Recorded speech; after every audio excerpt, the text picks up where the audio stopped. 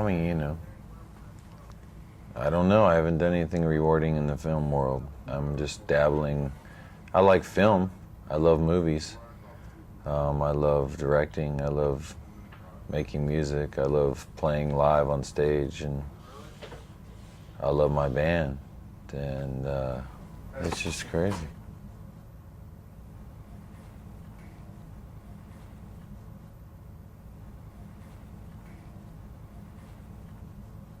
Well, yeah, I mean, like, our attention spans are very short, like everyone's. Like, we do probably 5 different things creatively in a day, every single day, right? I would say at least. Yeah. I do at least 5 different things.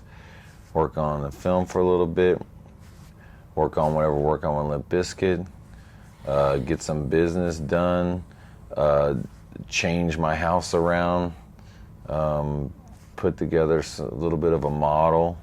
I mean, it's like I just can't, you know, I can focus, but there's only so much you can do. You know what I mean? You have to do everything in moderation, it seems like. We're just creative people, and we like to do things, and each person in the band does so many different things. You know, I mean, it's unbelievable. You know, it's rewarding in the fact that that's what we get to do with our days and our lives. Like, we get to do whatever we want to do.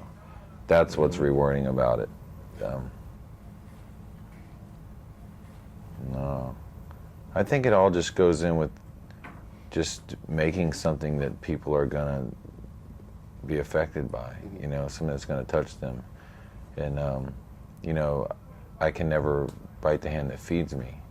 You know, Limp Bizkit got our foot in the door, so it'll always be a priority.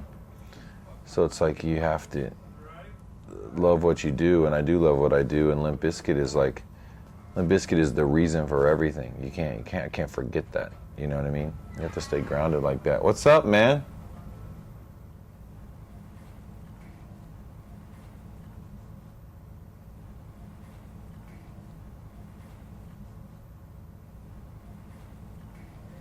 When we were on tour, we were in album mode. We were ready to make new songs to play. We play this. I mean, when you play the same song every single night, same songs, you know, it's cool. We love the songs we've made, and we feel them every time we play them. But like, we're creative. We're at a creative point in our lives. We just, like, you know, he's a guitar player. I mean, what kind of guitar player makes some songs and that's all he makes and plays them forever? That's only bands like... Well, a lot of them. A lot of them. You know what I mean? The reward is that we get to keep doing this. That we just get to keep doing this and spend more hours a day doing it and continue to put out more and more work and better quality work. And that's it. We're just finding ways we always do try to make everything better to what we consider our standards.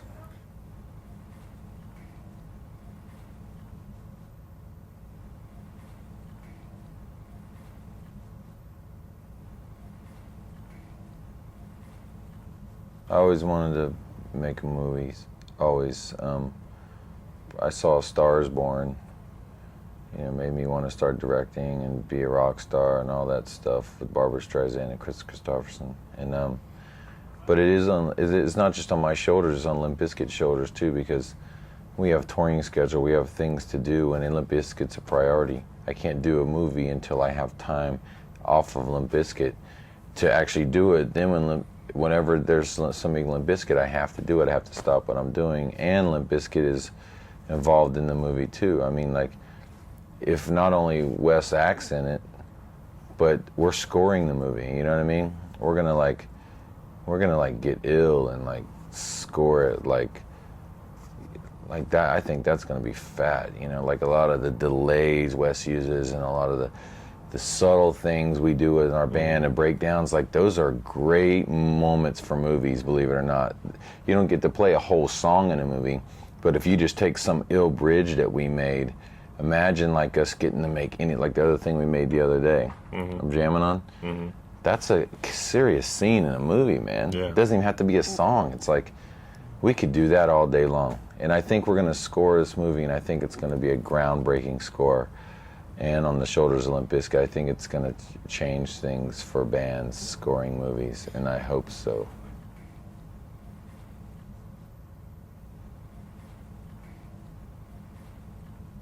I guess it helps now. It wasn't intentional. I don't think we've ever thought of it that way. It looks like it's going to be major studio, which I'd rather be independent so we can have 100% control over it. But us doing Mission Impossible, we just did it because the theme, like, you know, ding, ding, ding, ding, ding. We just literally in one day went in the studio and made this version of the song. And then I did vocals another day, and it was just like something cool. We all liked the first movie. We aren't going to do any movies that we don't like, you know what I mean? We gave Adam Sandler a song for Big Daddy before because we like Adam Sandler, you know, Billy Madison, Happy Gilmore. And we did a song for End of Days. Me and Lethal went and did that song. Our band were on break at that time, and the movie sucked. Yeah, it was a cool little different side, like a side that we haven't really ventured on for Limp Bizkit. And I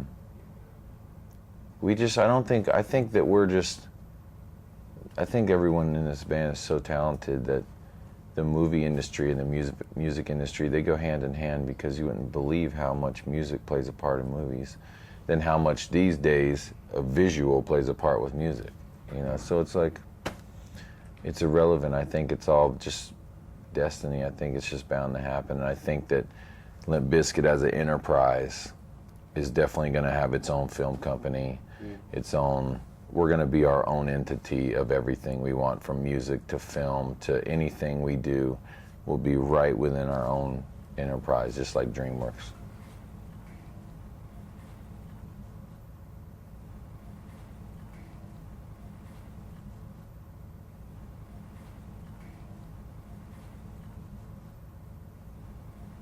No, just slightly. No, I don't do anything. Like, I don't think that we do anything differently except to get taken seriously, and yeah, that's a good thing. We never really got taken seriously before. You know, you got to think of like the things that come along with fame and people noticing you and knowing you and always pulling on you, always wanting you to do something, and all these things. Like, you got to think about the long run. You know, like, it's gonna go away. You know, you can enjoy it while you can. You know, and you can give out what you want back in return, because there's going to be a day where nobody gives a shit. You know what I mean? And those will be great memories for you. And, you know, instead of living in the moment, be aggravated if somebody's talking to you. You know, I'm not going to be like that. Being famous has been, like, for me, pretty cool. I mean, I think it's pretty cool to be cruising on the radio in L.A. Like, when you grew up where we grew up, like, L.A., that's like, what's L.A.? L.A.'s Eddie Murphy and Beverly Hills Cop, man. You know, L.A.'s another planet. Yeah, it's like, and then you're here and you're like on the radio station and they're talking about you and you're on TV and people know you wherever you go, and it's pretty crazy. But, you know, it's only helped me realize who your real friends are even more, you know what I mean? That's all it's done.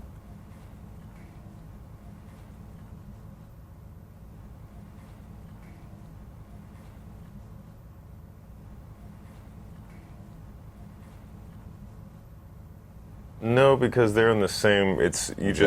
They're exactly the same, because as the people you hung out with before, because you were in the same situation as the people. You're always in a pretty similar situation to the people you hang around, because those people just tend to kind of come together and understand each other. So us understanding other people who are famous, we have something in common with them, and our lifestyles are really similar. So we, you know. Dude, you took your lip ring out. Yeah. Duh. A while ago. I didn't even notice that. That's good. It's been like a week. I'm looking going, what is that, man? I was like, no way. I didn't even notice that, man. Hey, but you know what? being famous people, like the people that actually have done something and they have something about them that got them to where they are, and that's why they're famous. Great acting ability, or great musical ability, or great directing ability, or great creative, whatever they've done. We have something in common with them. We're like the same kind of people. And a lot of those people who are famous, and then, oh, well, Fred went here, or they're there, now they're, well, those people are exactly the same thing. You know what I mean? They're just people that were very creative and done something to accomplish something and to prove themselves in whatever way it was, and they're famous now. You know what I mean? So they're famous for it, so it's just the same as them talking to us. You talking to us, you're just talking to someone that's probably more famous. You know, when you think Jack Nicholson's and George Lucas's, and, you know, they were the same.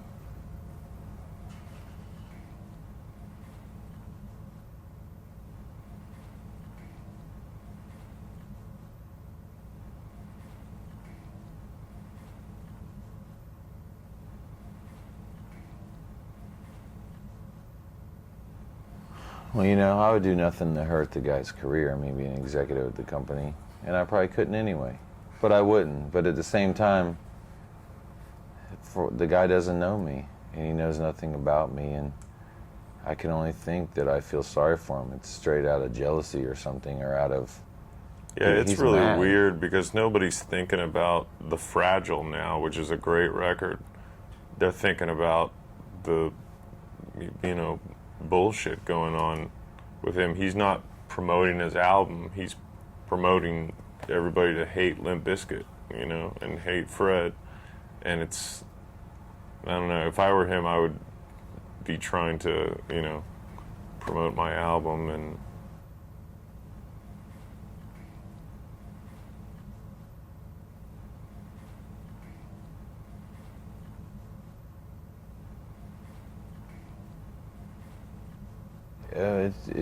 it's just a part of who I am. You know what I mean? You have to humble yourself, and humiliation is the key. You know what I mean? And self-humiliation is something that is special, to be able to take that. You know what I mean? And you know, we didn't put on some act for that record to have a hit record. We're just really who we are. You know what I mean? And I'm just that person. And you know, things out in the world affect me, things I do affect me, you know, and this record right here is the same thing. It's just like life till now. It's like wherever I left off, you know, till now. And the bullshit didn't go away. The shitty relationships definitely didn't go away. The shit talking definitely went up to a maximum. It's just a wild world. It's like, of course we're a target, you know what I mean? And then when you get famous or get more popular, you become a bigger target. So it's so easy for those little darts to hit you. You know, it's like when you're a smaller target, it's not that easy, you know what I mean? But, you know, I would say that, you know, any negative things about Limp Bizkit or towards Limp Bizkit is just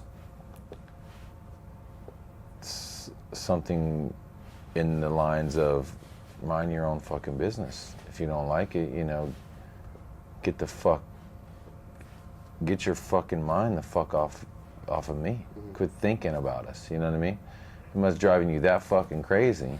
If you don't like anything about it, don't like us, don't like anything, then fucking, you know, I don't like fucking mustard, so I'm not going to the store buying fucking 2 gallons of mustard and looking at it and hating it and throwing it at people. I fucking don't like mustard. There's no way we're going to stop writing music ever. There's no way we're ever going away, you know, unless our fans all of a sudden decide that every one of our fans hates us, you know, which isn't going to happen. Even if they did, we'd find another way. Yeah, exactly. So, I mean, it's not like, and another celebrity or whatever talking shit is just like, what a joke. I mean, it's just such a, like, if they're not happy enough, like, being rich and living in their fat pad and driving their fat car, they have to yell at other people for doing it. You know, it's pretty weird.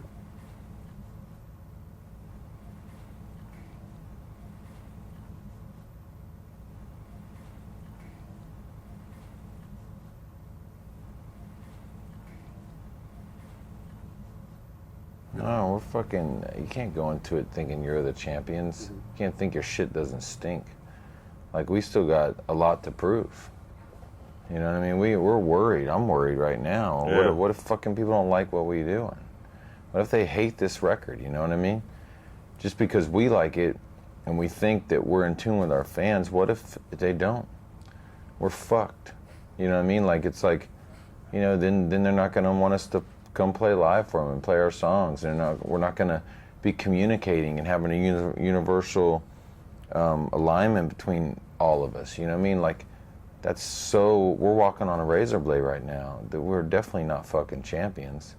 You know, this is not the formula you can figure out and then fucking just be the king of it till somebody comes and takes your title. This is like, you live every single day, and it's a fickle world, and attention spans are short, and things are changing, and technology's into play, and there's so many more bands, so many more shitty bands, so many more great bands, and we're just another band. We're just some fans that put together a band, and we're still fans, we're jamming, and we got a lot to lose.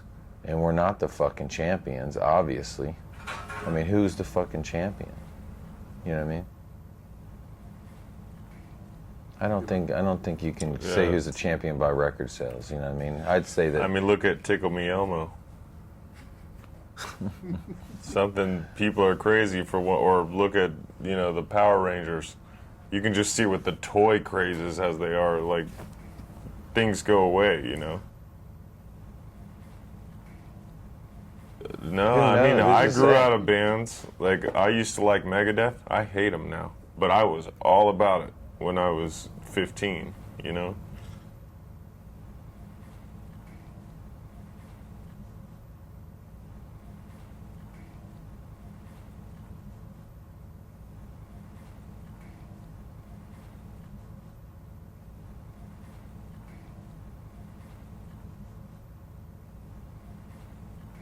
Well, there's not a song that That's a like, word was a very weird word for the world, and they always wanted to say it. Nookie was kind of like a word that we always used, but no one really heard. But like, I feel like I have somewhat of a generation, a voice for our generation, a anthem, I feel like I have an anthem right now that is like, it gives me chill bumps and it makes me feel like united with all my fans. It's like, and I feel like they're gonna feel like it too, I think. there's that one. There's a few on the record that are much more, instead of speaking personally or speaking, well, it's speaking personally, but speaking for everyone. Yeah, instead of singularly, Like, it's or more not like not more for them, but with them, like with everyone.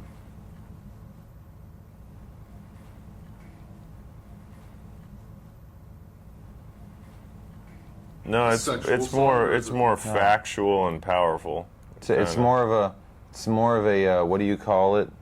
Like, what would be a description? What's on a bumper sticker? What's it called? It's a slogan for our generation right now. Yeah. Well, it might be called Generation Strange or My Generation.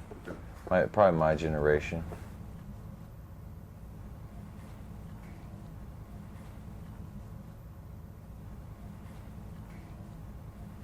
Oh yeah, way different than the Who.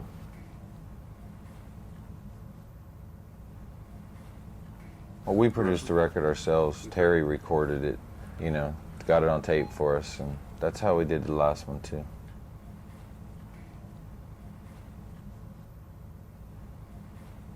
There was a whole slew of people that came in, but I don't know if any of them like made the cut. Yeah, we jammed with a few people that I always want to jam with, but nothing's really made it yet. I'm still working on maybe me and Method Man will do part 2. I really would like to do that. You know, I got a great idea for that, and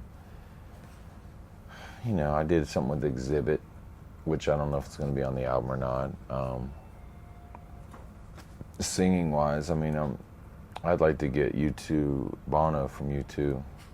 Really wanting to work with him. I got this great song called I'll Fight Back that I'd love to sing it with him. That'd be pretty fat. That'd be fat, wouldn't it? You like him? You like you too? Oh yeah. Oh. I don't. That.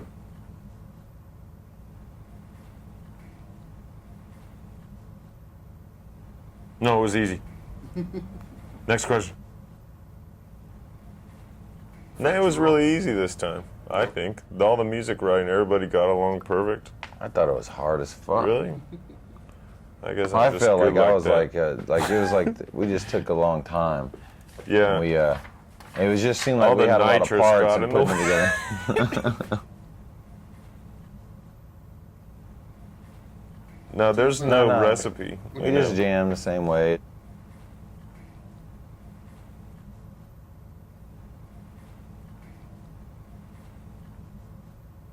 They were just better. We had more money in our pockets to spend on paying string players and, and spend more time doing it and cared more about it, got better, older, everything is just like a normal progression. That's the generation song. Come on My Shoes was just a good working title.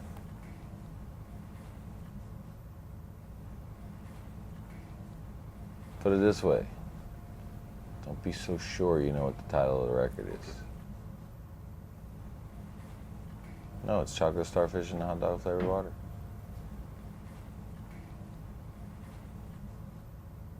what the title of the record means? I'm Chocolate Starfish, and they're the Hot Dog Flavored Water, Yeah. and we're here tonight. One night jam. only. One night only, in your town. Shank your pants.